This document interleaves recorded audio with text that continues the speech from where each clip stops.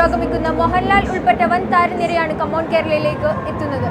മൂന്നാം ദിവസവും ആയിരങ്ങൾ മേളയിലേക്ക് ഒഴുകിയെത്തി. അതിന്റെ ദൃശ്യങ്ങളിലേക്ക്.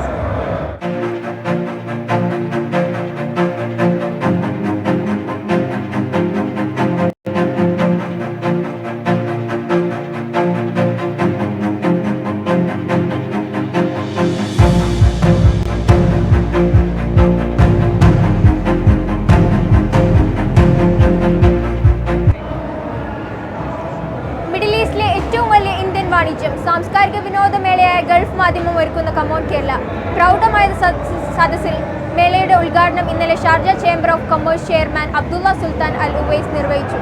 അബ്ബാസ് മുഹമ്മദ് തയ്യാറാക്കിയ റിപ്പോർട്ട് കാണാം. കമോൺ കേരളയുടെ 7ാമത്തെ എഡിഷനാണ് ഷാർജ എക്സ്പോ സെൻറ്ററിൽ തുടക്കമായിരിക്കുന്നത്. മലയാളത്തിൻ്റെ മഹാനടൻ മോഹൻലാൽ അടക്കമുള്ളവർ ഈ മേളയ്ക്ക് എത്തുന്നുണ്ട്. കഴിഞ്ഞ വർഷം ഏകദേശം 2.5 ലക്ഷത്തിലേറെ ആളുകൾ പങ്കെടുത്ത മേളയ്ക്ക് ശേഷമാണ് കൂടുതൽ മിഴിവോടുകൂടി കമോൺ കേരളയുടെ 7ാമത്തെ എഡിഷന് തുടക്കമാകുന്നത്.